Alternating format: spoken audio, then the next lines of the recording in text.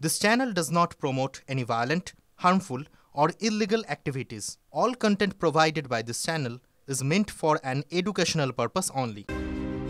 দেশের ডিজিটাল পরিচয়পত্র অর্থাৎ আধার কার্ড এখন প্রবেশ করতে চলেছে কৃত্রিম বুদ্ধিমত্তার যুগে। ভারতের প্রেস ইনফরমেশন ব্যুরোর একটি ডকুমেন্টস বলছে, গত শুক্রবার অর্থাৎ অক্টোবর মাসের শেষ দিনে দেশের ইউনিক আইডেন্টিফিকেশন অথরিটি বা UIDAI ঘোষণা করেছে তারা নতুন আধার ভিশন 2032 ফ্রেমওয়ার্কের কাজ শুরু করেছে।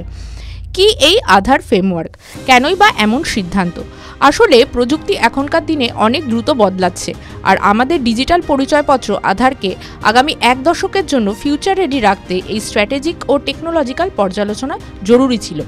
একদিকে যেমন সাইবার সুরক্ষার চিন্তা, অন্যদিকে তেমনই ডেটা সুরক্ষা নিয়ে নতুন আইন বা DPDP অ্যাক্ট অনুযায়ী আধারকে আরও শক্তিশালী করতে হবে। আর সেই কারণে কৃত্রিম বুদ্ধিমত্তা বা আর্টিফিশিয়াল ইন্টেলিজেন্স, ব্লকচেন ও কোয়ান্টাম কম্পিউটিংয়ের মতো অত্যাধুনিক প্রযুক্তিকে যুক্ত করে আধার পরিষেবাগুলির মান আরও বাড়ানোই মূল লক্ষ্য। আধার নিয়ে বিতর্কের ছায়া, আর কেনই বা এমন পদক্ষেপ? কিছুদিন আগেই বিহার বিধানসভা নির্বাচন ঘিরে বড় বিতর্ক তৈরি হয়েছিল। প্রথমে দেশের নির্বাচন কমিশন ভোটার তালিকায় নাম তোলার জন্য আধারকে পরিচয়পত্র হিসাবে মান্যতা দিতে অস্বীকার করে, আর সেই কারণেই বহু মানুষের নাম বাদ পড়ার আশঙ্কা তৈরি হয়। পরে সুপ্রিম কোর্টের হস্তক্ষেপে আধারকে নথিপত্রের তালিকায় যুক্ত করা হয়। এই ঘটনা বুঝিয়ে দিয়েছে আধারকে আরও শক্তিশালী ও সকলের কাছে তুলে ধরার প্রয়োজন ঠিক কতটা। আপনার জন্য আধার কেন জরুরি?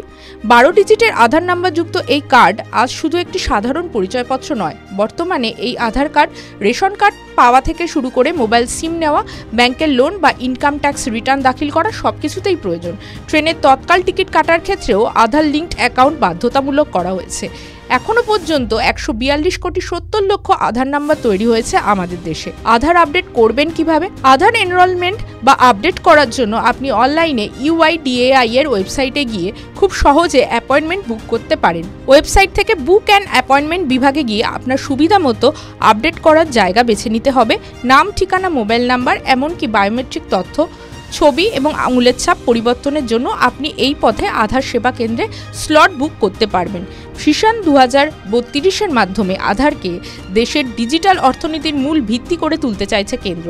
সামনের দশকে এই ডিজিটাল পরিচয়পত্র কতটা নিরাপদ ও সর্বজনীন হয় তার উপর নির্ভর করছে লক্ষ লক্ষ মানুষের আগামীর কথা। TV9 Bangla digital.